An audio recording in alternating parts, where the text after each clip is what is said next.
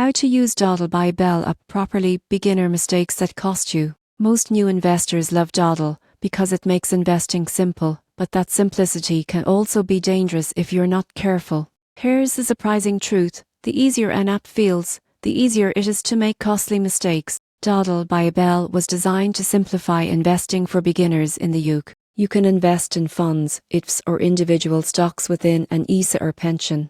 But the first mistake many users make is skipping the risk questionnaire. This tool helps Dodl recommend the right mix of investments based on your goals. If you ignore it, you might end up with a portfolio that's too risky or too safe. Next, don't forget about diversification. Many beginners pick one or two familiar FA stocks and stop there.